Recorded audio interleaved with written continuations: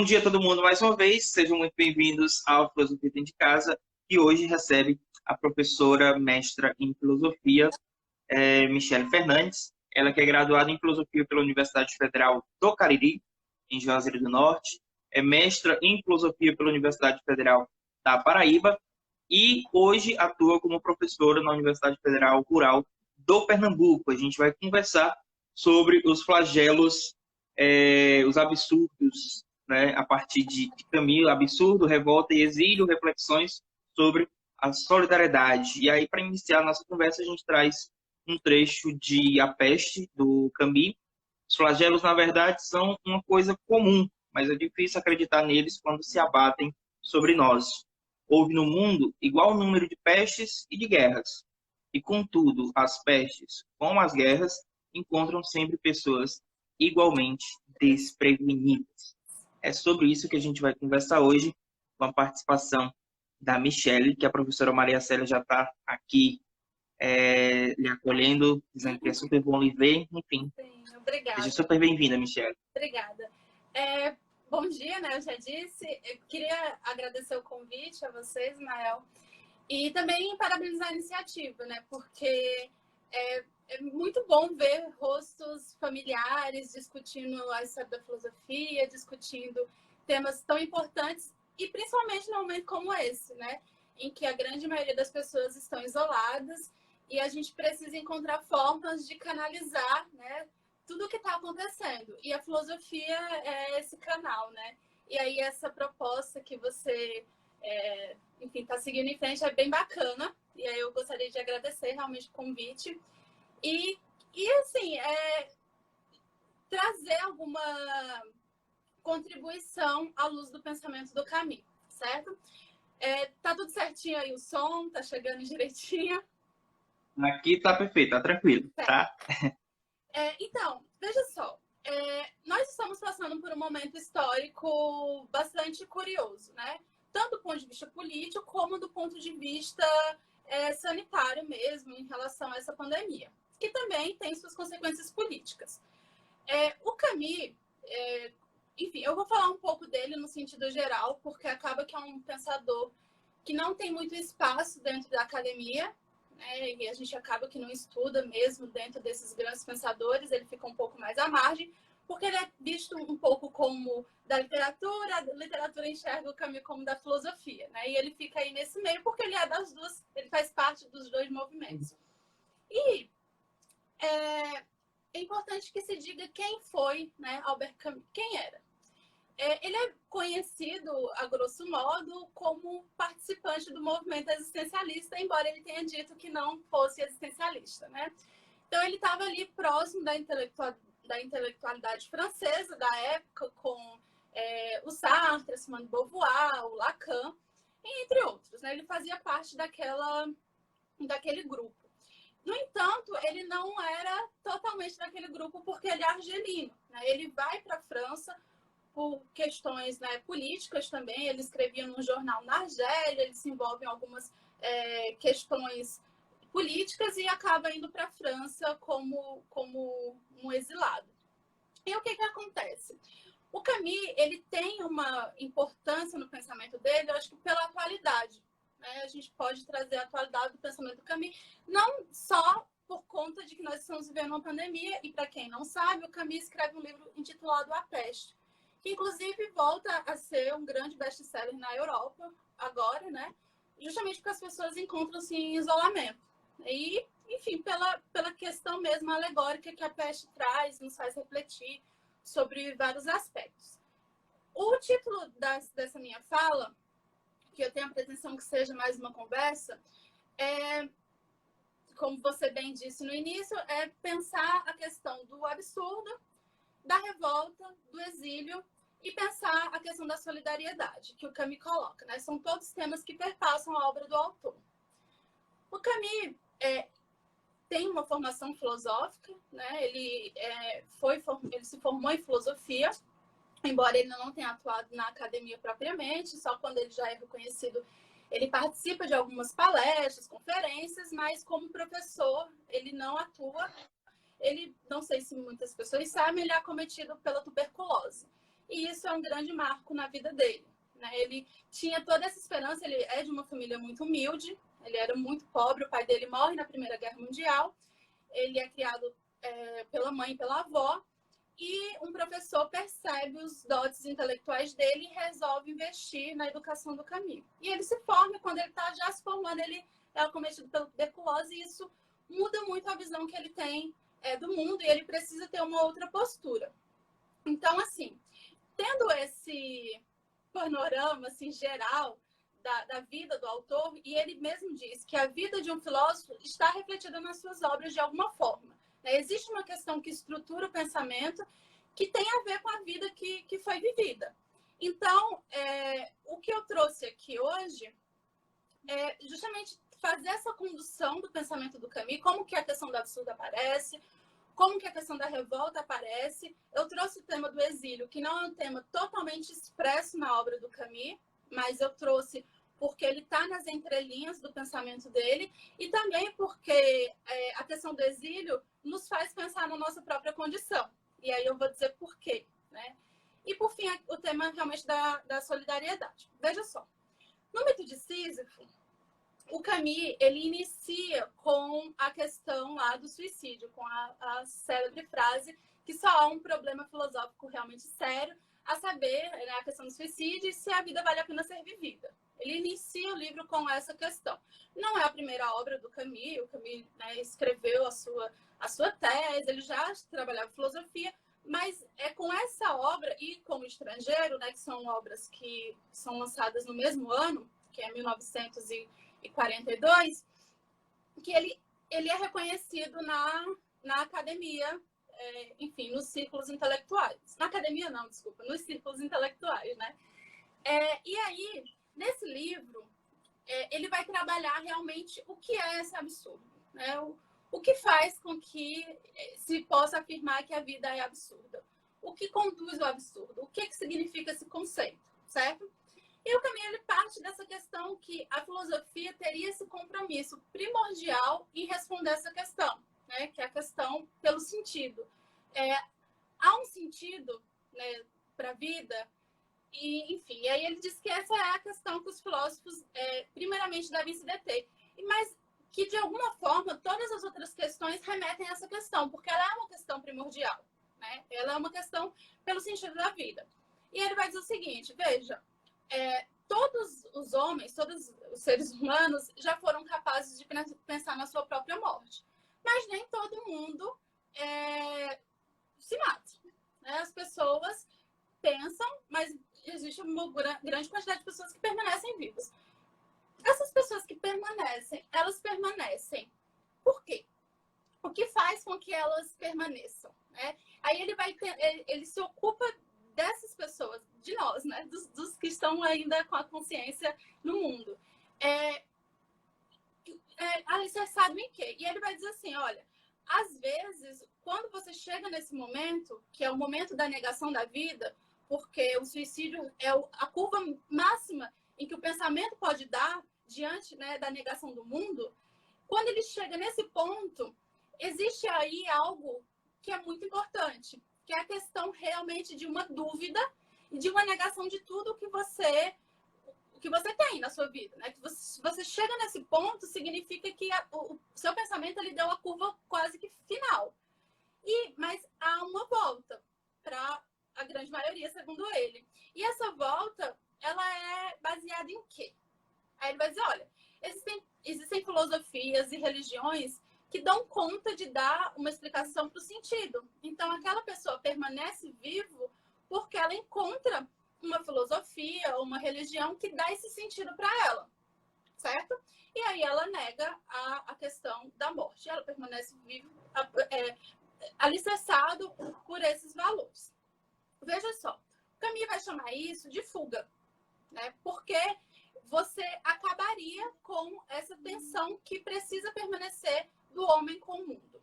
Eu vou explicar melhor isso, como que ele traz esses elementos.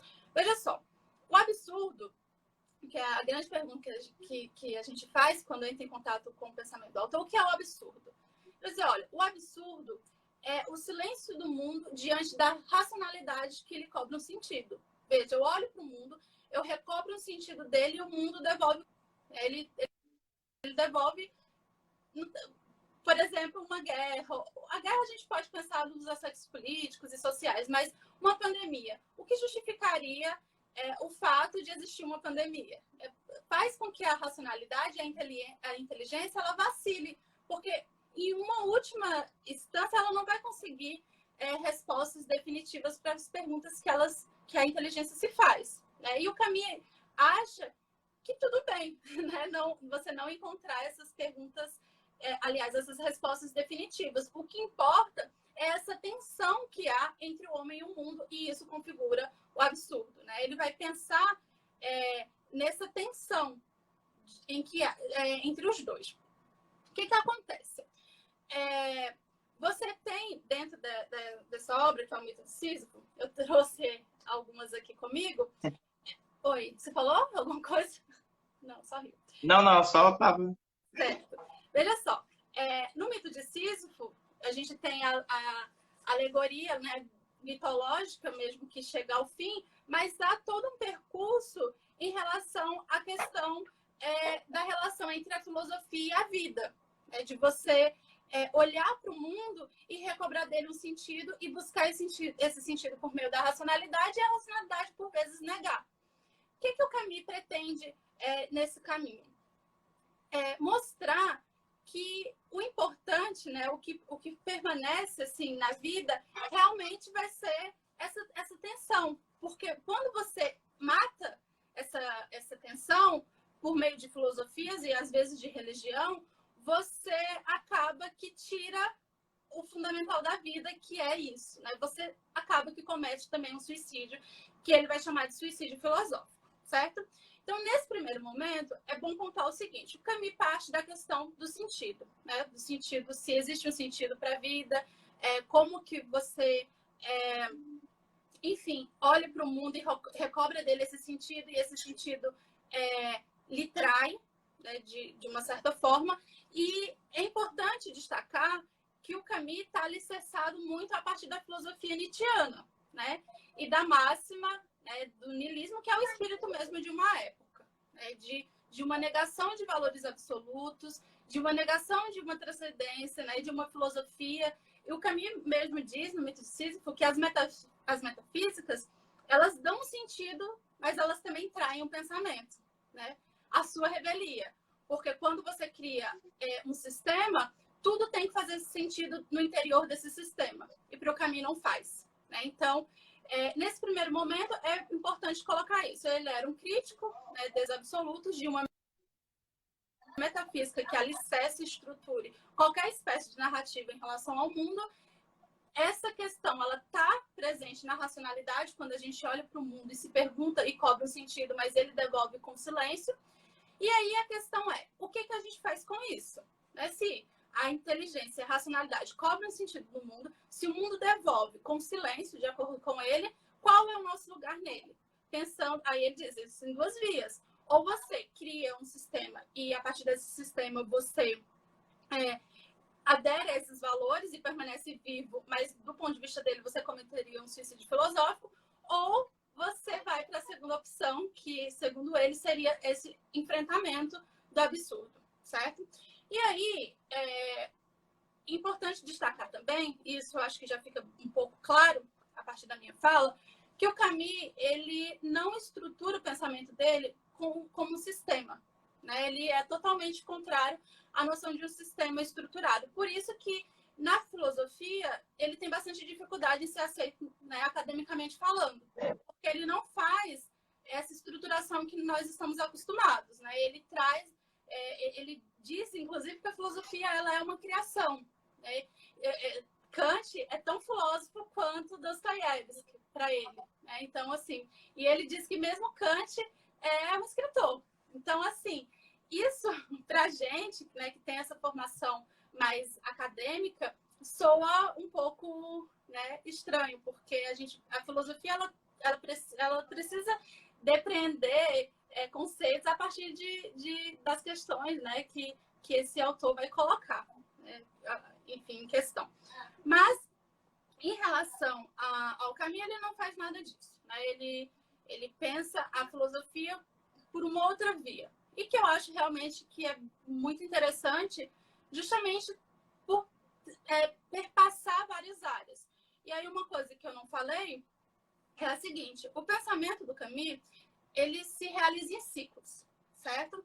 O primeiro ciclo é o ciclo absurdo. O segundo ciclo é o ciclo da revolta, e haveria um terceiro ciclo, que seria o ciclo ligado ao amor. No entanto, o Camus tem uma morte prematura, ele acaba morrendo num acidente de carro aos 47 anos. Assim.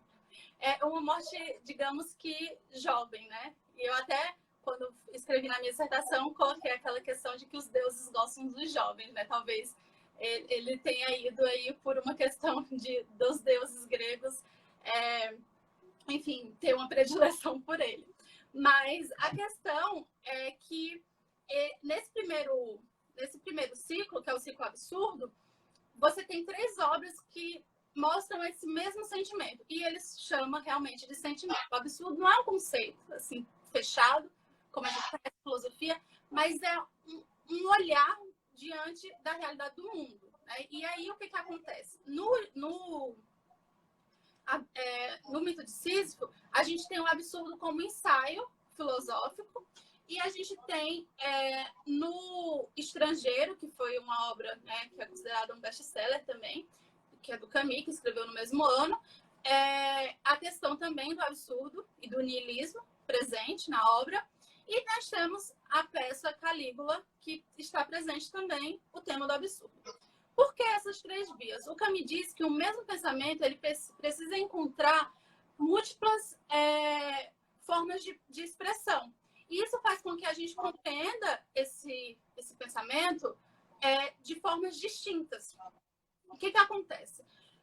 Na obra ensaística, que é o mito de Sísifo, a gente tem realmente o Camus confrontando a questão do absurdo e do niilismo, e, enfim, dessa racionalidade interrogante diante do mundo, a partir realmente do ponto de vista filosófico, embora seja ensaístico. Né? Até quando o Camus faz filosofia, ele opta por uma outra via, né, que é o ensaio. E no Estrangeiro, a gente tem um personagem, né, que é conhecido por muitas pessoas, que é o Meursault, e o Meursault, ele é acometido por uma total apatia diante do mundo. Né? Quem lê o livro sabe que o vive numa extrema lassidão diante de tudo. Ele tanto faz qualquer coisa. E ele é um homem, né, do hábito, que é uma coisa também que o Camus traz aqui, que às vezes a gente adquire o hábito de viver antes de adquirir o hábito de pensar. E a gente vive, de fato, uma vida maquinal que não é reflexiva. E aí a questão do suicídio é interessante, porque é aquele ponto em que faz com que você reflita. Parece que tudo é posto abaixo e você precisa pensar em relação à sua própria vida, né? De acordo com esse caminho que o Camus segue, né? Porque ele coloca mesmo como uma negação da vida. Né? A questão do suicídio é uma questão da negação da vida. Então, claro, ele vai dizer que quem nega a vida, às vezes nega porque exige que ela faça o sentido que lhe convém. E aí vem o absurdo, porque o mundo não está se importando, de fato, com o que te convém, né? O mundo responde com silêncio. E aí tem o personagem Meursault, e o Meursault, ele está vivendo essa vida que é totalmente desprovida de um sentido último, tanto faz qualquer coisa para ele, e o Camus, aliás, né, o Meursault, ele comete um crime, né? No livro é um clássico, os clássicos as pessoas, assim como as tragédias, as pessoas podem saber o que acontece, que não muda o curso da história, né? Então ele mata uma pessoa, né? O personagem Meursault, porque justamente a vida para ele é niilista ao extremo, tanto faz, matar, ser preso, é indiferente para ele. E aí o único momento em que esse personagem, o Meursault, ele é acometido por algum patos, alguma coisa mesmo que faz com que ele se tenha uma ira diante da vida, é quando ele está na penitenciária, ele está preso, ele foi condenado à morte. Essa parte eu não queria falar, mas já falei. E ele aparece um padre e ele fica muito irado com a presença do padre. Porque justamente ele é aquele que nega qualquer narrativa que traga esse tipo de conforto. Mas tem uma outra coisa também que é interessante no Meursault e nos personagens no geral do Camus, é que eles têm uma relação muito profunda com a natureza, né, com o mar. Né? Então, o Meursault toma os banhos de mar, ele gosta do prazer da companhia, né, da moça que ele encontra. Enfim, tem toda essa questão de um prazer que ele é sentido na pele. Né? É um prazer das sensações. Então, por mais que o Meursault seja totalmente apático em relação a tudo, e irado contra as convenções e as narrativas ligadas a uma filosofia ou uma religião que justifique, né, a realidade, ele tem uma proximidade, uma questão vital com a natureza. Primeiro, essa questão mesmo, né, de mostrar como que esse livro, né, que é o Estrangeiro, aparece a questão do niilismo, que é um personagem que para ele tudo é indiferente, tanto faz matar como morrer, tanto faz tudo, e que é uma imagem, né, por ser um personagem, e por fim o último movimento da vida do Meursault, que é quando ele tem uma atitude de revolta diante da vida. A frase final, os momentos finais do livro é o movimento de revolta, que é o segundo ciclo do Camus. E ainda assim a gente tem, ainda no primeiro ciclo, que é absurdo, a questão do Calígula, né? Que o Calígula vai trazer o absurdo para a Terra. Né? Ele é o imperador, enfim, é a imagem que o Camus traz histórica, e ele vai transformar isso numa peça teatral, que é o Calígula, e vai mostrar a questão de transformar a vida de todos no absurdo. Né? Então, você tem esses 3 livros onde perpassa a questão do absurdo, certo? Então, numa questão mesmo, né, para a gente encaminhar aqui, eu acho que essa questão do absurdo está dita, né? Ela está filosoficamente no mito de Sísifo, ela está no ponto de vista literário no Estrangeiro, e por fim ela vai estar como dramaturgia lá no Calígula. Então você consegue percorrer e dialogar nessas 3 obras, percebendo o mesmo movimento. Voltando para a questão do mito de Sísifo, a gente tem realmente uma questão que é uma questão ética. O que eu vou fazer, né? A questão pelo sentido, ela impõe uma questão de como que eu vou agir.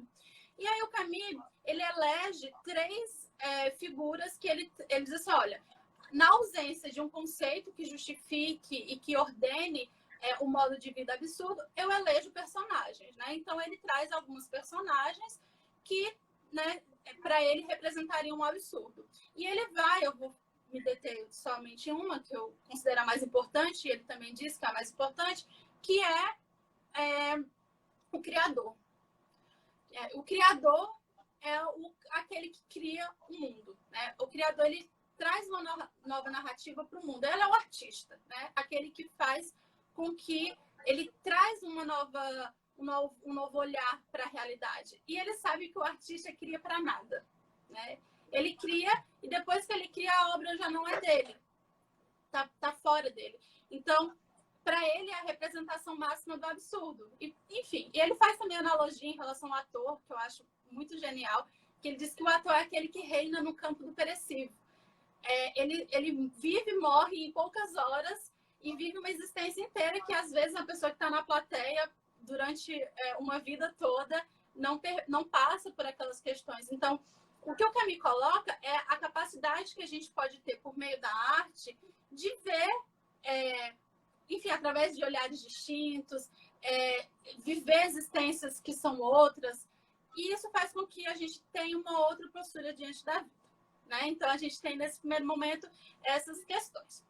E aí, como eu disse, lá no fim do Estrangeiro, a gente tem a questão de que o Meursault, ele morre irreconciliado. É a questão mesmo de uma revolta. Ele quer morrer de olhos abertos, né, diante do mundo e encarando mesmo a realidade. Ou seja, ele não sucumbe. O homem absurdo, né, ele é aquele que não teme a morte porque ele já está num ponto da existência em que parece que afirmar um absurdo, relevância diante da existência, né? Se trata de afirmar e não de negar. Já que a vida é absurda, então eu reafirmo esse absurdo. Só que a gente tem que ter muito cuidado. Porque se você pensa, nada faz sentido, eu posso criar os meus próprios valores, portanto, tanto faz o outro, a vida do outro.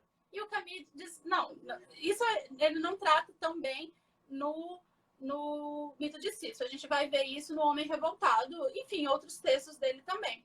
Mas você poderia ter essa leitura de que se nada faz sentido, tanto faz matar ou morrer, a gente poderia acabar por aqui. Mas ele vai dizer, não, existe algo. E aí a gente vai continuar a partir da revolta, em que ele vai dizer o seguinte, para que o outro afirme o absurdo, ele precisa estar vivo. Portanto, por excelência, o pensamento absurdo é aquele que não pode anular o outro, certo? E aí a gente começa a entrar no movimento da solidariedade. Veja só. Quando o Camus escreve essas 3 obras, né, escreve o Mito de Sísifo, escreve O Estrangeiro, ele ganha notoriedade na França, né? Então todo mundo, o Sartre adora O Estrangeiro, ele ganha assim uma notoriedade bem grande. E aí, anos depois, ele, enfim, escreve outras obras, ele também participava muito do teatro. E aí, ele escreve um livro, acho que é esse aqui, que eu tô com ele também, que é O Homem Revoltado, certo? O Homem Revoltado. E aí, no Homem Revoltado, é uma obra que é muito cara ao Camus, porque ele se indispõe com muita gente por conta dessa obra. Não sei se as pessoas já tiveram a oportunidade de ler, mas é uma obra que eu recomendo, e recomendo, inclusive, pela atualidade dela, né? Porque ela confronta bastante a questão das ideologias, a questão de como que você... enfim, a serviço de que as ideologias estão aí. Então, é um livro que você pode... embora eu não concorde com muita coisa que está aqui, eu acho que o Camus, se ele pudesse revisitar o pensamento dele, eu acho que ele teria feito algumas reconsiderações, mas como caminho reflexivo é um livro que eu sugiro bastante. Então, assim, no Homem Revoltado, o Camus começa com a seguinte questão. Eu vou ler aqui um trecho. Há crimes de paixão e crimes de lógica. O Código Penal distingue um do outro bastante comodamente pela premeditação. Estamos na época da premeditação e do crime perfeito. Nossos criminosos não são mais aquelas crianças desarmadas que invocam a desculpa do amor. São, ao contrário, os adultos, e seu álibi é irrefutável. A filosofia pode servir para tudo, até mesmo para transformar assassinos em juízes. E aí, o que acontece? O Camus vai dizer assim, vai se perguntar, o que é um homem revoltado? Para o Camus, o homem revoltado é aquele que diz não. É aquele que, diante de uma situação, ele se opõe a ela. Ele diz não. E aí, como que se dá esse movimento da revolta? Ele trata a revolta também. Isso é a complicação de estudar o Camus, porque tudo fica num terreno muito instável, digamos que do ponto de vista mesmo dos conceitos. Até porque ele não faz isso. Mas como a gente está na academia, a nossa tentativa é sempre trazer a questão de uma maneira que pareça estruturada a partir desses conceitos. E eu acho que talvez tivesse que mudar o próprio modo como a gente enxerga a filosofia, a academia e tudo isso, mas isso seria discussão para um outro momento. Mas o que o Camus faz? Ele faz o seguinte, o homem revoltado é aquele que diz não. Ele diz não diante de uma injustiça, ele caminha a partir do julgo do Senhor e em um belo momento ele diz não. Até aqui sim, a partir daqui não. E o Camus vai dizer, esse não, ele representa que há algo como um limite, né? E aí ele vai dizer, olha, mas a revolta, ela não surge só a partir da minha indignação diante de algo, né? Diante de algo que eu esteja sofrendo. Ela pode surgir também a partir de eu ver uma situação em que outra pessoa está sofrendo uma injustiça e eu intervenho em relação a ela, né? E eu também percebo que há um limite onde esse limite não pode ser ultrapassado, certo? Essa questão, né, desse limite faz com que a gente pense, e o próprio Camus traz isso nas entrelinhas da obra dele, que talvez exista algo como uma espécie de natureza humana que faz com que, ao longo, né, da vida e da história, esse limite ele seja posto. Ele vai reaparecendo.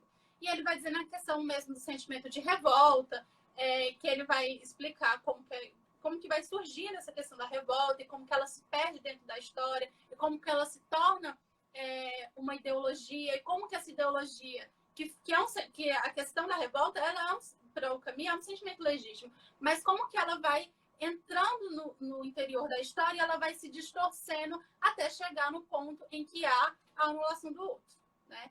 E aí, enfim, o Camus, nesse ponto, que ele faz uma crítica aos regimes totalitários, enfim, de esquerda, e isso lhe custa muito, né? O Sartre rompe com ele, muita gente rompe com ele, e ele fica meio naquela coisa que entre quem é de esquerda diz que o Camus é de direita, quem é de direita diz que o Camus é de esquerda, e o Camus fica nessa coisa toda. Mas o que eu penso é que o Camus está tentando para algo que a gente precisa de fato olhar, que é realmente o outro. Veja só. Enfim, a questão da revolta, ela é realmente essa questão de uma indignação perante algo. E aí, o que a gente vai ter nesse segundo ciclo da revolta? Nós temos a obra que é A Peste, certo? E na obra Peste, o que acontece? Quando tudo isso se iniciou, né, eu ainda estava na cidade em que eu trabalho, imediatamente eu recorri ao Camus, né? Imediatamente eu recorri a essa obra e que, né, as coisas chegaram aqui um pouco, né? A gente foi ter os primeiros casos. Enfim, entramos em quarentena em março. E aí, o que acontece? Essa questão já estava acontecendo em outros países e tal, e eu fui revisitar a obra. E aí eu vou ler um outro trecho da obra A Peste, que eu acho que vai trazer bastante reflexão para a gente, que é a seguinte. Na verdade, ao ouvir os gritos de alegria que vinham da cidade, lembrava-se de que essa alegria estava sempre ameaçada, porque ele sabia o que essa multidão eufórica ignorava e que se pode ler nos livros. O bacilo da peste não morre nem desaparece nunca. Ele pode ficar dezenas de anos adormecidos nos móveis e na roupa. Espera pacientemente nos quartos, nos porões, nos baús, nos lenços e na papelada. E sabia também que viria talvez o dia em que, para desgraça e ensinamento dos homens, a peste acordaria os seus ratos e os mandaria morrer numa cidade feliz. Então, veja só. Eu acho esse final da peste muito emblemático, né? E a questão, como eu falei, da revolta, na parte ensaística a gente tem um homem revoltado e na dramaturgia nós temos o estado de sítio, que é uma obra, né, que tem as personagens e uma peça teatral que eu tive a oportunidade de ver mais de uma vez, porque eu fiquei assim tão impressionada que eu fui 2 vezes assistir e, enfim, li depois também o texto, que você tem algumas personagens, né? E dentre esses personagens você tem o nada, a morte e a peste, né? Então você tem essa alegoria representada no teatro. E eu fiquei muito impressionada quando eu vi essa peça de teatro, porque no fim a peste ela é expulsa da cidade, né? Acontece lá várias questões que fazem com que um dos personagens enfrente a peste, e aí a peste vai embora. E uma coisa que é interessante é que a peste ela tem uma secretária, e a secretária é a morte. Então não é a morte que faz com que a peste trabalhe para ela, é o contrário. A peste ela seria essa personagem de maior força. E o que a peste representa na obra do Camus?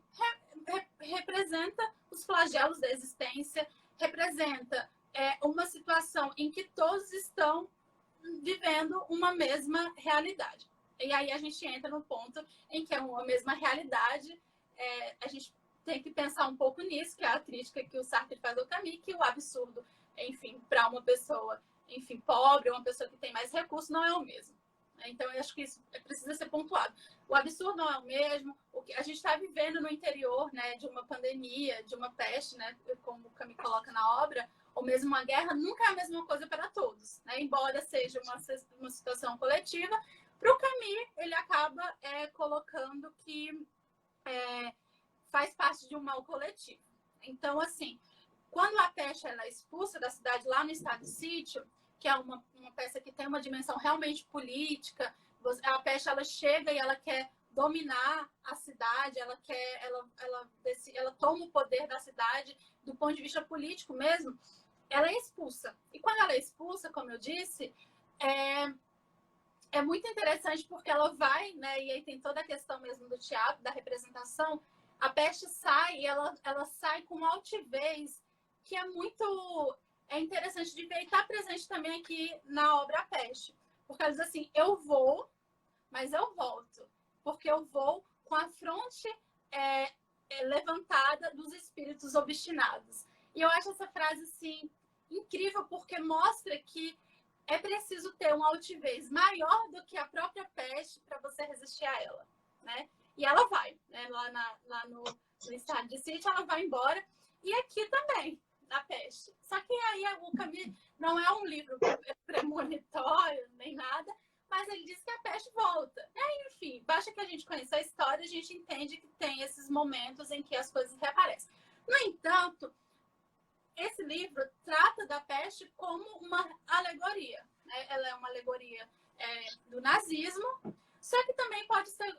na verdade, a peste representa, quando você vai pensar nos conceitos relacionados, né, na obra, e, enfim, que faz diferença você conhecer o pensamento do autor para ler a obra literária dele, você percebe que representa qualquer situação de opressão. Certo? Então, a peste ela vai representar uma situação de opressão. E aí, e aí eu entro no segundo ponto, que é no terceiro, que é um pouco a questão do exílio, e é uma questão que eu trago mais para que a gente reflita sobre a nossa condição, sobre nós. Como que nós estamos e como que nós vamos lidar com isso e como estamos lidando. À luz do pensamento do Camus, que eu acho que assim, tem uma generosidade no pensamento dele, tem um olhar para o mundo que faz com que a gente tenha uma relação diferente mesmo com o que está acontecendo. E aí eu acho que pode ser, né? É uma aposta, uma sugestão de que, enfim, a gente, a partir da obra dele, pense algumas questões que estamos vivendo. Veja só, eu trouxe algumas questões aqui, porque, assim, o Camus, ele tem uma escrita muito, muito boa de ler. Ele é muito erudito, ele traz muitas questões assim que faz com que a gente reflita de fato sobre a gente, porque os personagens dele são múltiplos e não é assim, a gente sempre se reconhece em algum elemento de alguma personagem dele.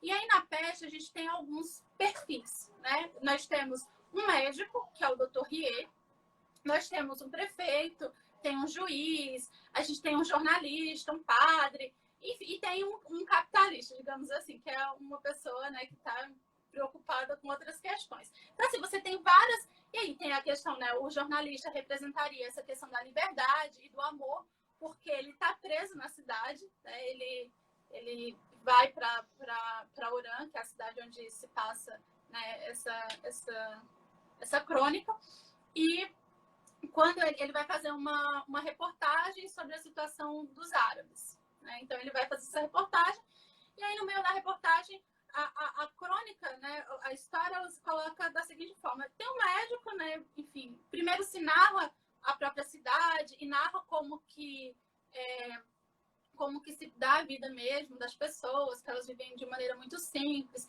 que aí reaparece a questão do hábito, que elas, né, adquirem o hábito de viver antes de pensar. Então, se vive e morre por hábito, né? Então, é uma cidade que ele chama de feia, que não tem árvores, não tem pombos, enfim, você só vê realmente o tempo passar porque as flores são vendidas no comércio. Então, é uma cidade que poderia ser qualquer uma, na verdade, né? Ele disse, poderia ser qualquer cidade.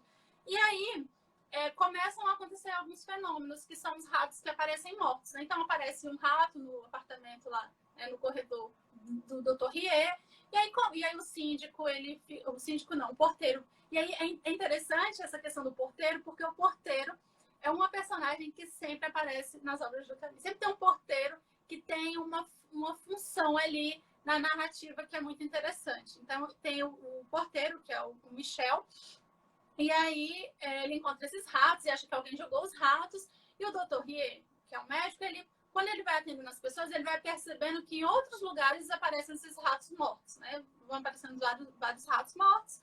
E aí, enfim, à medida que as coisas vão acontecendo, não tem mais como, e porque os ratos eles aparecem para morrer à luz do dia, né? Essa também é uma questão. Eles aparecem para morrer na luz do dia, e aí o jornalista pensa em fazer uma matéria sobre os ratos, aí realmente os jornais começam a noticiar e tal, só que aí começam a morrer pessoas.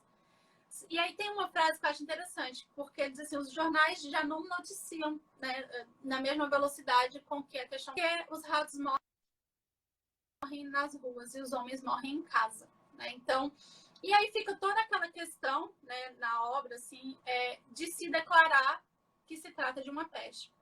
E aí, eu percebo que nessa questão de assumir que se está passando por uma pandemia, parece que a palavra ela muda o olhar diante da coisa, né? E aí eu penso que isso faz com que tantas pessoas, inclusive pessoas que nós conhecemos, ainda estejam num lugar de negação, né? Até ontem tinha 5 mil mortos no Brasil. E se você olhar nos outros países também, a quantidade de pessoas mortas vai avançando a cada dia.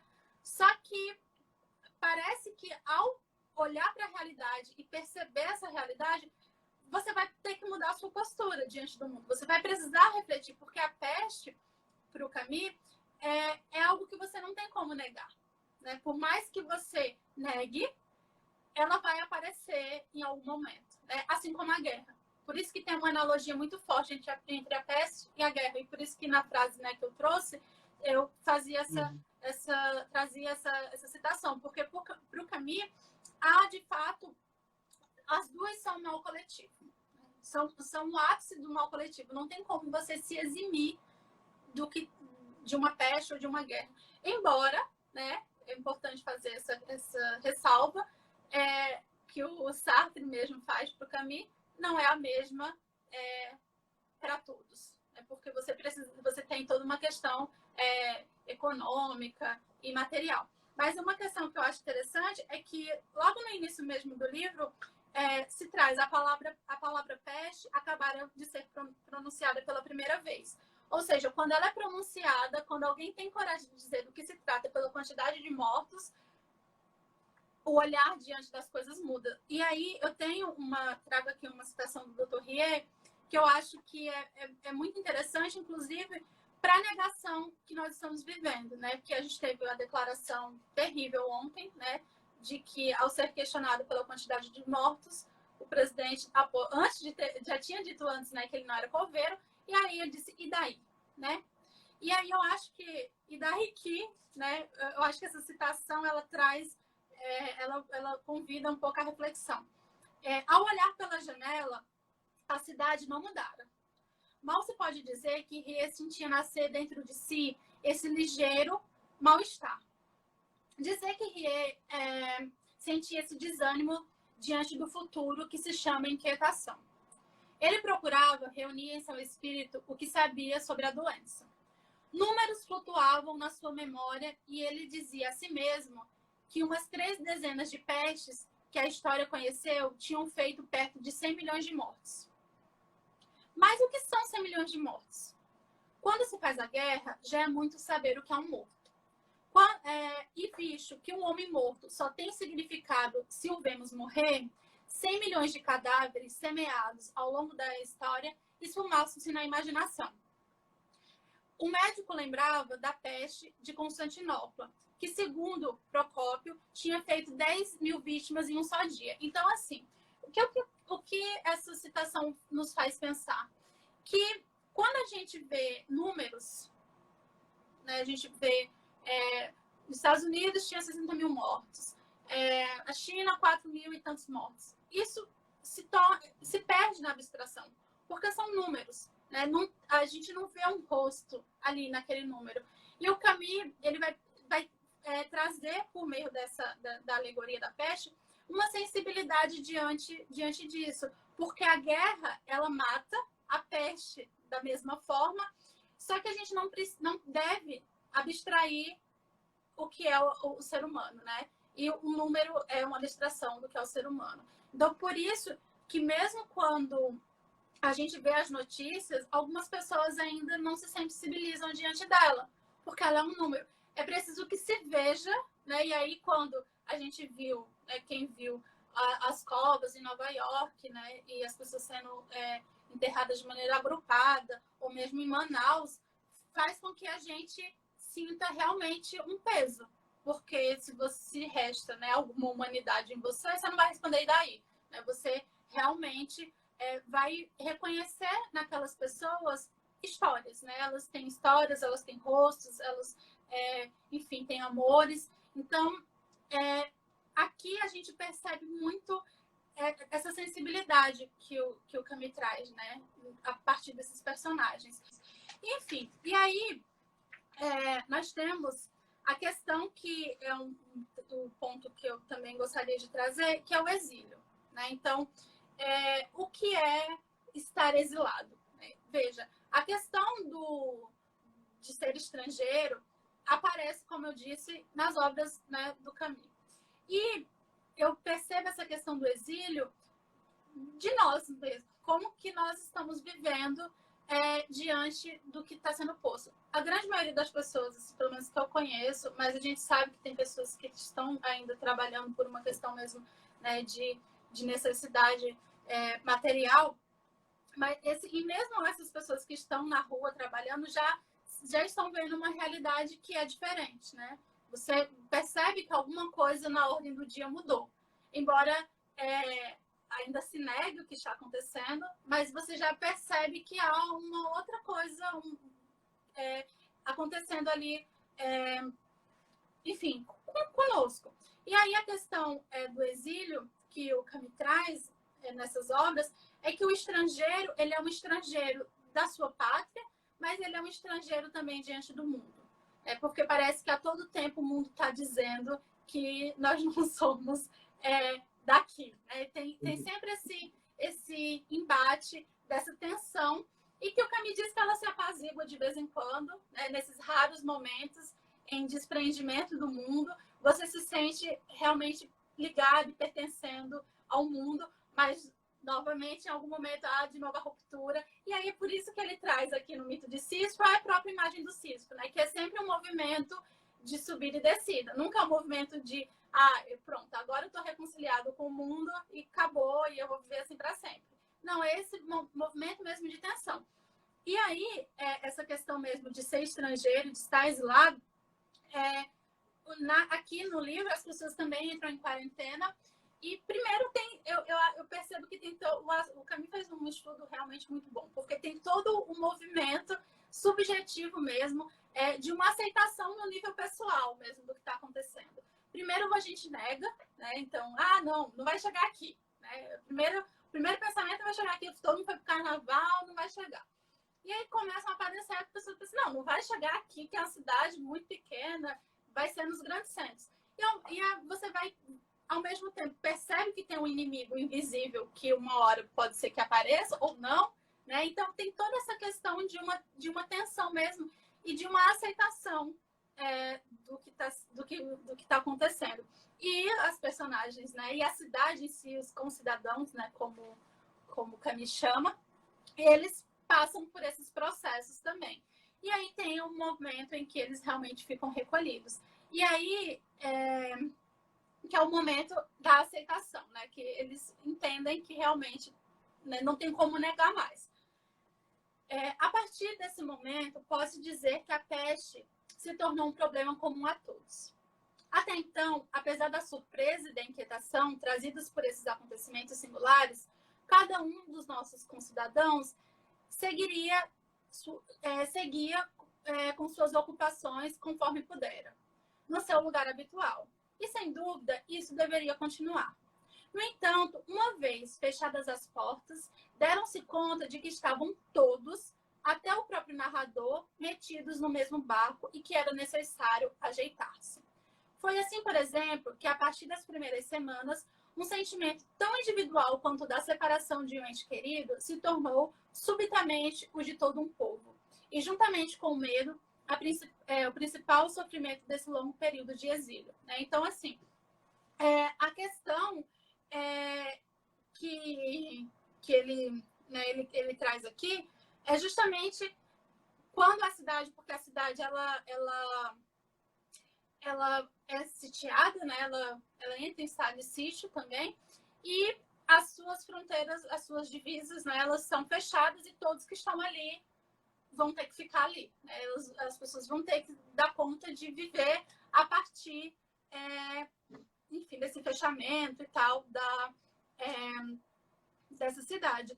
E aí, enfim, a questão mesmo de que é preciso que você se elabore dentro dessa estrutura e pense qual é o seu lugar dentro dela, né? Que é o da reclusão. E aí o Camus faz algumas analogias com os prisioneiros, né? Que você está preso dentro da sua própria casa.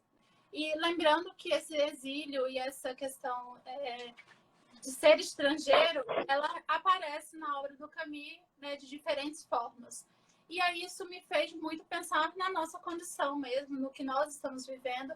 E é justamente a questão de você estar, né, em isolamento, né, e a questão que são temas, como eu disse, que vão aparecendo na obra do Camus de maneira de várias formas diferentes, né? Você tem a questão lá, né, do porteiro, que ele sempre tem uma função importante dentro de alguma obra. Você tem a questão, né, de ser estrangeiro.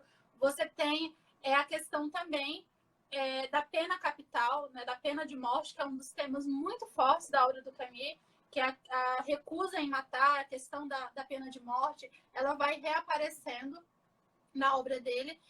E eu vejo que tudo isso digamos que se amarra mesmo. Você tem um pensamento que, e ele diz isso, né, que uma questão ela alicerça toda a obra de um autor. Basta você saber, de um filósofo também, né? Basta saber que questão é essa. E ela vai reaparecendo de diferentes formas, com diferentes personagens.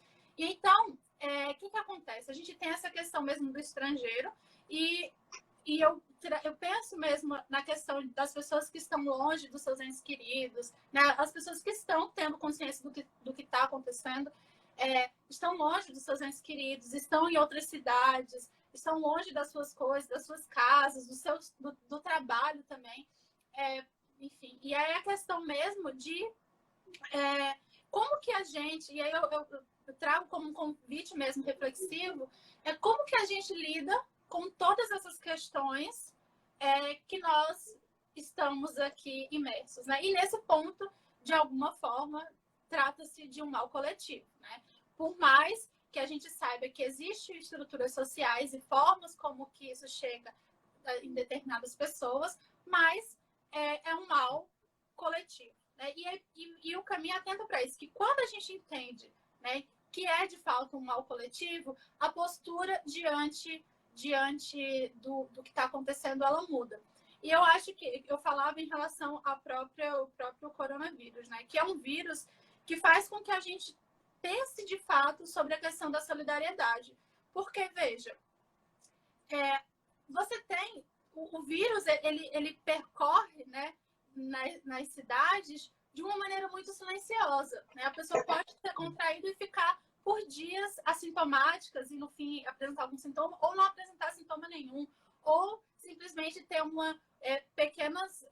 pequenos sintomas básicos e confundir, de fato, com uma gripe, não procurar o tratamento, não procurar o isolamento e acabar contagiando pessoas com as quais esse encontro vai ser fatal. Então, a questão mesmo, né, simbólica do uso da máscara, ela traz um pouco essa noção mesmo de coletividade e de solidariedade mesmo em relação ao outro. Porque na medida em que eu me protejo, né, na verdade não é só uma questão de autoproteção, né, que alguns especialistas dizem que a máscara ela tem uma proteção mínima para quem não está doente, mas o mais importante é que ela previne o outro, né? Então, assim, essa questão mesmo do que nós estamos vivendo, mais do que nunca traz essa reflexão em relação à questão da solidariedade e do contato com o outro. Porque como que uma peste, né, e uma pandemia, no nosso caso, ela chega até nós?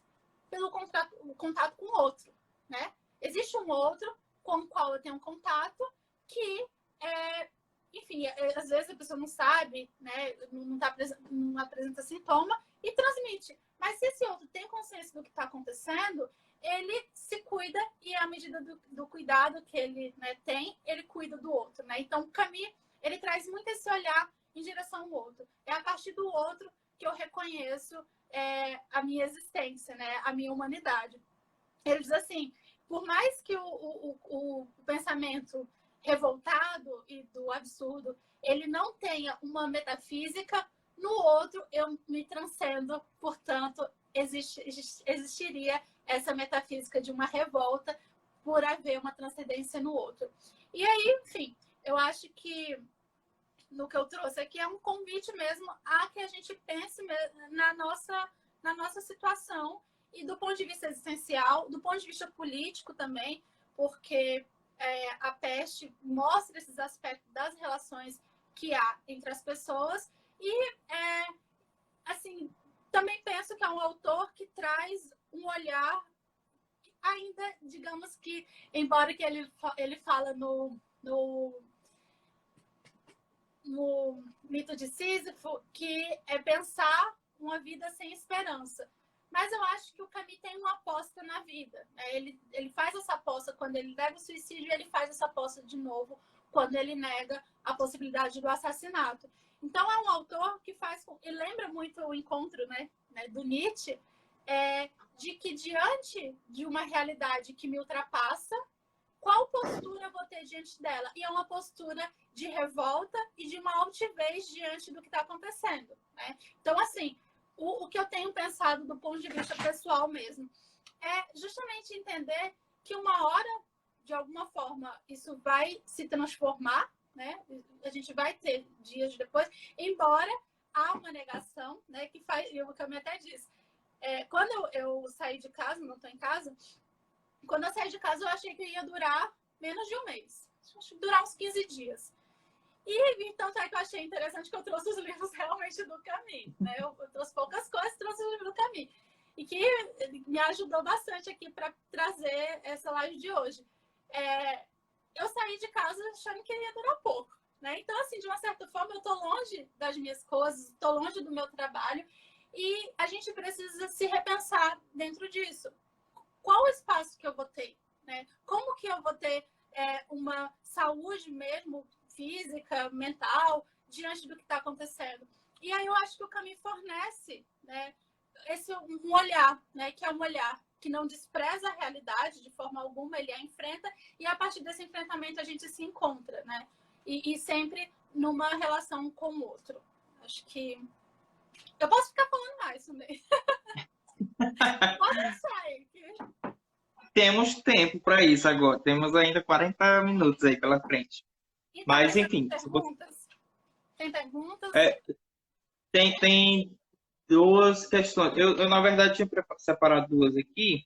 Uma lá no começo, mas aí acabou que no decorrer da fala, já no finalzinho, na questão da revolta, tu respondeu que era justamente como que o Camus veria essa negação, né, de tantas pessoas desse cenário que a gente tem, inclusive do próprio presidente, uma vez que, já que a gente não tem como se eximir da peste nem da guerra, né, é uma questão coletiva, embora cada um vivencie de uma forma diferenciada, né, existem as particularidades, mas aí era mais sobre como o Camus veria essa realidade de negação, mas aí já pontuou. O Everton, ele está com a gente, ele trouxe como a ideia de nacionalismo nos adoece, da mesma forma como adoeceu o outsider do Camus. Como assim? Veja só, a questão é que eu penso o seguinte, eu não entendi muito bem a questão do nacionalismo, né, que a pessoa perguntou. Mas, veja só, o Camus, ele vai contra toda ideia que seja totalizante, né? Veja, porque se você traz uma ideia totalizante, você não tem como colocar isso no curso da história dos dias e fazer com que isso se sustente, entende? O que acontece? Por isso que ele faz essa crítica aos sistemas metafísicos, à própria metafísica, porque ela não se sustenta na ordem dos dias. Assim, acontece que a vida ela exige outras coisas, e é por isso que a filosofia dele, me parece, que ela é real. Né? O Camus coloca, não que as outras não sejam, mas eu percebo isso particularmente nele. Justamente de que ele fala de uma palavra que eu acho que é fundamental, que é honestidade. Né? Trata-se de honestidade, de ter uma honestidade intelectual, de ter uma honestidade diante da própria vida, de reconhecer os seus limites e de entender que você está realmente nesse processo, que é a existência, jogado de fato nessa contingência e que as coisas estão acontecendo. Portanto, nenhuma ideia universal e totalizante dá conta disso, né? Porque a vida ela não é imutável, né? Ela está aí acontecendo. Então, a gente precisa se encontrar no interior dos acontecimentos. Então, veja, na questão mesmo do estrangeiro, o que acontece? Eu acho que eu entendo mais ou menos porque tem a relação com os árabes, né? Que o Camus traz lá na obra, porque ele mata um árabe. E aí a questão que eu penso que o Camus traz no estrangeiro é justamente de fazer uma denúncia política, né? Porque a Argélia, ela pertencia, né? E depois tem uma guerra com a França, mas ela pertencia à França. E os árabes que viviam ali naquelas cidades ou nessas colônias eram totalmente subjugados, né? Então, assim, quando o Merceau ele mata um árabe, ele não mata o árabe porque o árabe é árabe, né? Ele mata porque ele estava ali no meio do sol e ele atira. E para ele é indiferente, porque ele matou. Quando ele é interrogado e se pergunta por quê, né, que ele matou, ele se matou por causa do sol. Então, assim, eu acho que é mais uma questão de uma denúncia mesmo política, né, a partir dessa imagem dos mortos, dos árabes na praia. Eu vi aqui uma pergunta, vou ler.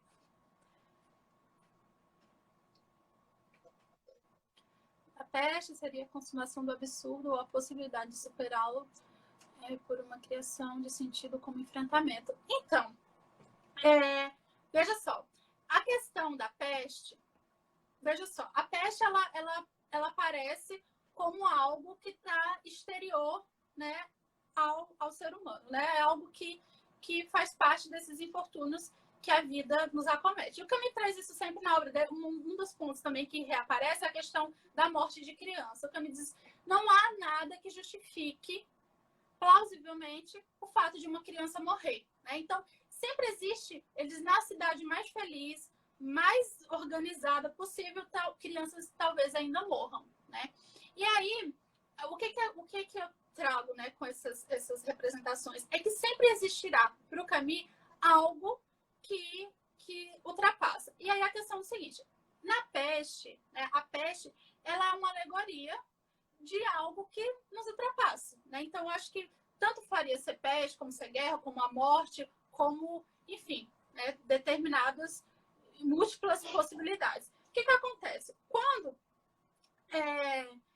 você enfrenta, né, a peste, que está lá no estado de sítio, e mesmo aqui, nesse livro eu não vou falar porque eu sugiro que todos leiam, né? Então eu não vou falar o que acontece, mas nessa obra e outras, quando esse enfrentamento da peste é um enfrentamento, quando o Franzé pergunta, se você enfrenta, você está criando um sentido, né? Só que é justamente o sentido que o Camus cria é o sentido dentro da falta de sentido. Enfim, são jogos de palavras, né? Mas a partir do momento que você mantém essa tensão diante da vida, né? A partir quando ele fala no absurdo ainda, quando o ator, o Dom Juan, enfim, o próprio escritor, quando ele flerta diretamente o olhar com o absurdo, ele está criando um sentido, de uma certa forma. Só que o sentido que ele cria não é definitivo. Eu acho que isso faz muita diferença. Né? Não é um sentido que diz, esse é o sentido, esse é o caminho, e só vai poder ser esse. né?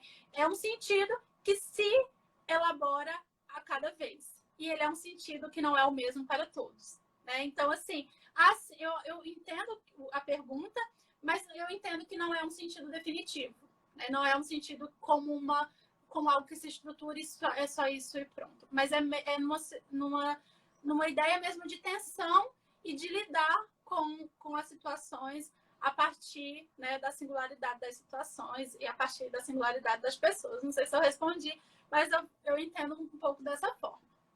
Tem mais? Tá. Tem uma minha. O Franzé fez essa pergunta e ele estava parabenizando pela exposição do tema. Nada. Tem mais uma, tem mais uma turma aí que comentou na primeira parte e está comentando agora também de alunos seus que estão nos assistindo. E você falou nessa perspectiva do indivíduo, ele cuida de si, mas na verdade na compreensão que se dá por conta do outro, né? É o outro como ponto de partida para essa transcendência, né? Para esse cuidado sobre si próprio. Tem algo no caminho. Ele bebe muito na fonte. Enquanto você falava, eu lembrava muito das aulas de Regiane sobre com Foucault e o cuidado de si, né? Tem muito disso no Camus, essa coisa do cuidar de si, desse princípio estoico. Então o Camus no Homem Revoltado, ele vai pensar, ele se coloca como o pensador mediterrâneo, né? E o pensamento do meio-dia. Então, de fato, assim, ele se nutre bastante da filosofia grega, assim como Foucault. Então, né, é questão mesmo de voltar aos gregos e de pensar a partir, né, dessas representações. Tanto é que ele utiliza bastante a questão imagética mesmo. Você tem de Sísifo, você tem o pensamento do meio-dia, né? Você tem o Prometeu. Ele traz muito a filosofia grega, justamente. E aí esse é o ponto que talvez numa pesquisa e tal, mas eu deixei o caminho um pouquinho de lado, né? Eu revisitei mais pela live mesmo, é que ele traz uma espécie de relação mesmo com a vida que lembra os gregos, né? De uma relação mesmo com o cosmos, de um pertencimento. E eu vejo bastante semelhança. Inclusive, na Peste, tem uma parte em que ele fala, um dos personagens fala de dormir um sono sem sonhos. Isso é Platão, né? Dormir, a morte seria como dormir um sonho sem sonhos. Então, assim, ele é um erudito, né? Ele está em contato com a filosofia, com os antigos. Então, assim, né?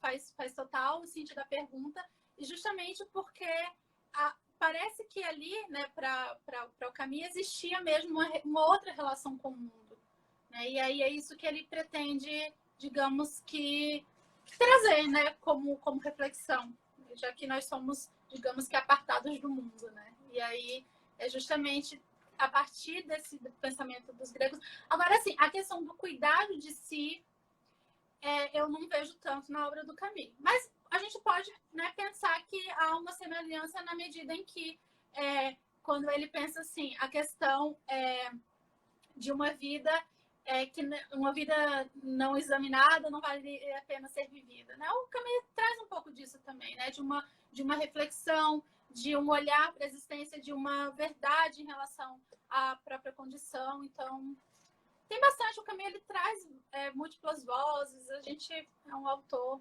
interessante. Tá. O Franzé traz uma outra questão. Existe uma obra do Camus, né? Camus, ou melhor, existe uma obra intitulada Camus e o Teólogo, que aponta para uma aproximação do Camus com a teologia. Lembrando que a tese dele é sobre Agostinho. Haveria uma recaída religiosa, né, na sua obra, apesar do niilismo do filósofo? Não sei se chega a ser religiosa, mas tem uma questão que esse é o ponto que eu disse que tem algumas divergências com o pensamento dele, é que parece que ele acredita muito, por mais que ele negue uma metafísica, ele negue um sistema, ainda assim existe algo que estrutura o pensamento dele de alguma forma, e aí sim ele estudou Agostinho, né? Que faz com que ele, né, pense, né, da forma como ele pensa, a questão da solidariedade, de você olhar para o outro, de uma justiça, né, que ele traz, a questão de uma moral também. Então, eu acho que eu teria que estudar e ler, fazer a relação assim de fato, para fazer essa afirmação, né, de que se não teria uma aproximação e uma recaída. Mas, assim, eu penso que a questão da existência de Deus e que reaparece nas obras dele, né? Ele se utiliza muito do Dostoiévski para isso, é uma questão que o Camus está enfrentando, né? A questão de pensar realmente que Deus é esse que permite que o mundo seja tal qual é. Então, o Camus está enfrentando essa questão, né? Então, assim,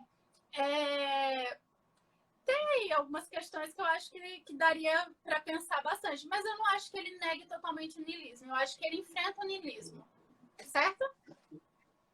Tá. Ele até colocou aqui, creio porque é absurdo, citando o Tertuliano, né? O A, absurdo é inegável, né? Isso daí eu concordo. Eu acho que creio não é absurdo. eu não entendi muito bem a pergunta. Tem uma pergunta aqui da Tag Linda, ou Tag Linda, não sei, que é sua aluna, pelo que eu compreendi. O que é real? Ela pergunta. Ignora. Tá, então tá certo. É, dentro de... Não é minha aluna, não. É minha amiga. Ela tá implicando porque um dia, isso aí já, enfim, já relaxou da live, né, do ponto acadêmico. Foi um dia que a gente estava conversando uma coisa, eu olhei assim e disse o que é real. E foi muito sincero, então isso é uma piada interna nossa. E aí ficou isso o que é o real, mas não vou responder. Não, eu não sei se... Eu estou tentando formular aqui o que eu ia perguntar, mas é muito sobre... A gente pode pensar a partir da peste, da pandemia, né? É possível, e aí tendo o caminho como esse ponto de reflexão, pensar uma transformação da humanidade num todo, né? Perspectiva homens, e aí homens, mulheres, né? Na forma de se lidar um com o outro e com a própria existência, né, humana, com a natureza, enfim, por aí vai. Existe essa perspectiva de fato, uma transformação de consciência, enfim. Então, Ismael, a questão que eu acho é que, assim, essa transformação, ela não se dá de forma abrupta, né? Então, eu acho que as coisas já estão se transformando, a gente tem, né, a questão aí de um devir, eu acho que as coisas já estão mudando. Agora, a gente nunca sabe para onde que elas vão, né? Que elas estão mudando, elas estão mudando, mas para onde elas vão, a gente não tem como determinar isso e como pensar isso. Porque, ao mesmo tempo que a gente pode ter um outro modo de se relacionar com o outro, que pode ser digamos que melhor que o que estava posto, a gente pode ter também, enfim, coisas difíceis de lidar. Então, acho que a gente não tem como pensar. O que eu penso é que a filosofia do Camus, ou a filosofia de um modo geral, nos dá ferramentas para que quando a gente, né, a gente já está vivendo, né? Não dá para dizer no futuro. O futuro a gente está vivendo agora. Como que a gente vai, de fato, lidar com o que está acontecendo de uma maneira que não seja a pior possível. E eu acho que esse talvez seja o papel da filosofia hoje. Nos fornecer ferramentas para que a gente reflita sobre o que está acontecendo, sobre a nossa vida, do ponto de vista político, para que a gente se organize melhor, enfim, diante dos fatos. Então, eu penso que não é uma transformação abrupta, mas é uma mudança, né, que vai acontecendo de maneira gradual, que já está acontecendo. Então, eu acho que trazer um autor como Camus, ou como outros tantos da filosofia, nos fornece ferramentas para que essa transformação, né, que você fala, e esse lidar com o mundo seja outro. Né? Então, assim, é uma aposta que a gente faz, né, no pensamento. E eu penso que por que o Camus? Porque o Camus ele viveu uma época histórica, né, que foi a Primeira Guerra Mundial, que o pai dele morreu, a Segunda Guerra Mundial. Então, assim, viveu a ocupação nazista na França, ele fez parte da resistência. Então, são momentos da história em que a atenção está sendo posta a todo tempo. Então, de uma certa forma, né, ele sabe dialogar com a gente porque o que ele viveu é o que nós estamos vivendo. Assim, eu penso que a transformação se daria nesse nível. Acho que eu respondi a sua pergunta, né? Do mesmo de uma transformação intelectual, de pensamento e tudo mais. São 11h30.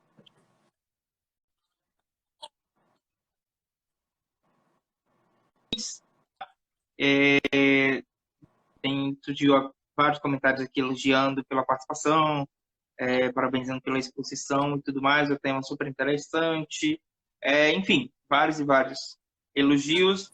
De antemão, com base no que eu salvei da primeira parte, a gente teve uma participação muito considerável na live de hoje. Inclusive, a gente manteve aí uma média de 20 pessoas. Mantivemos aí 20 pessoas simultaneamente, né?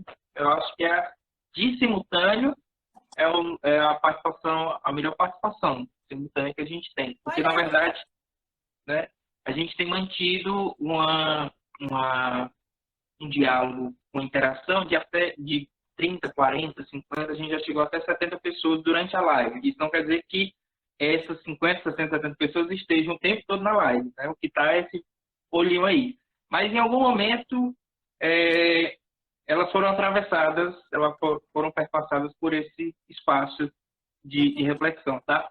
Então, eu vou só agradecer mais uma vez por ter aceito o convite, né? Obrigadão mesmo. E parabéns pela... Eu só tenho uma pequena consideraçãozinha para fazer, pode ser? Pode ser, porque aí depois da sua consideração eu vou dar os avisos.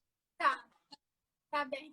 Veja só, a questão ainda que o Franzé colocou, né, dessa resposta talvez que o Camus traria. Na obra A Peste tem um personagem chamado Tarot, né? E aí ele traz o seguinte, ele diz que quer se tornar um santo. Aí uma pessoa diz assim, você não acredita em Deus, como que você quer se tornar um santo? Ele diz justamente, eu quero me tornar um santo sem Deus, né? Então, assim, tem aí, né, uma questão realmente que talvez beba nessas fontes, mas é justamente a questão de você se tornar um santo sem Deus, né, para o Camus. Pelo menos nessa personagem, que eu lembrei agora. Mas uma coisa que eu queria, assim, trazer era uma última frase, assim, do Homem Revoltado, que é justamente, assim, fechando um pouco, e eu convido todos, né, a leitura do Camus, enfim, do Mito de Sísifo. Quem tiver interesse, eu estou aí, né, no Instagram, pode me perguntar, eu sempre auxilio quem tem curiosidade de conhecer. E aí, no Homem Revoltado, ele faz todo esse percurso da revolta. Kennedy chegou atrasado. Ele termina, não, tá atrasado. Veja só. E aí, ele termina da seguinte forma. Um diz ao outro que não é Deus. Aqui se encerra o romantismo. Nessa hora em que cada um de nós deve retesar o arco para competir novamente e reconquistar, e na contra-história, aquilo que já possui. A magra colheita de seus campos, o breve amor desta terra. No momento em que, finalmente, nasce um homem, é preciso renunciar à época e aos seus futuros adolescentes, ou aos seus furores adolescentes. O arco verga, a madeira geme. No auge da tensão, alçará voo em linha reta uma flecha mais inflexível e mais livre, né? E aqui, depois de todo o percurso que o Camus ele se propõe em relação à revolta, em relação à questão mesmo do pensamento e da filosofia, da questão, né, da existência de Deus, e, enfim, da dimensão política também dessas ideias, ele nos convida realmente a um outro modo de pensar, né? Eu acho que isso é o fundamental, e aí fica lá respondendo a sua questão em relação à transformação, né? Porque essa transformação ela está se dando a todo tempo. A gente só precisa encontrar bons interlocutores para que a gente consiga realizar, né, essa transformação de uma maneira, né, que, enfim, que seja benéfica, digamos assim. Pronto, eu acho Muito que eu bem. encerrei. O Candy tá para deixar a live salva, ela, na verdade, a primeira parte já está salva, vou deixar essa aqui também. E também é, todas as lives, né, a gente já está começando a postar lá no YouTube, né? Hoje a gente teve algumas interferências externas e também no sinal na internet que acaba ficando no vídeo registrado, mas nada que atrapalhe muito a compreensão do que foi colocado. E aí amanhã, se eu conseguir ainda hoje, eu posto no canal do YouTube, Instituto Trilhas Senado Pompeu, senão amanhã pela manhã. Eu vou deixar você fazer suas considerações finais aí, de agradecimentos, de despedidas, enfim, para depois eu dar os avisos. Sim. Então, eu agradeço novamente o convite, eu agradeço o pessoal que assistiu, né? Que você disse que teve bastante gente aí. Eu cobrei algumas pessoas. Brincando. Então, assim, justamente, eu acho que o momento que nós estamos vivendo exige de nós uma postura e uma reflexão. Né? É impossível passar como se nada tivesse acontecendo. E a gente também não precisa entrar num desespero porque a gente está vivendo um momento como esse. Assim, eu acho que é importante que a gente tenha uma postura mesmo de altivez, de pensamento, porque uma hora as coisas, né, como você disse, né, elas vão se transformando e a gente precisa estar, né, forte para lidar com isso. Eu acho que o pensamento do Camus pode nos fornecer isso. Então, traga esse convite, né, de leitura da obra dele, da obra literária, filosófica. E eu acho que é essa aposta no pensamento, porque a gente tem poucas coisas para apostar, né? Então, acho que apostar no pensamento, apostar, enfim, na arte que o Camus fala, né? Essa possibilidade de estetizar a própria vida, eu acho que é fundamental, né? Porque é muito difícil você lidar com tudo isso que está acontecendo de uma maneira 100% bem. Né? Então, assim, é preciso que se reconheça também que a gente, às vezes, não está bem, porque é muito difícil estar bem diante do que está acontecendo. Né? Eu até conversei com um amigo que está assistindo a live, né, o Ian, que só existem duas pessoas que estão 100%, digamos, que podem afirmar que estão bem. Primeiro, as pessoas que são extremamente privilegiadas e que isso muda pouca coisa na ordem do dia delas. E a segunda são as pessoas que não se deram conta ainda do que está acontecendo, e a gente sabe que negar faz parte do processo de aceitação de qualquer coisa.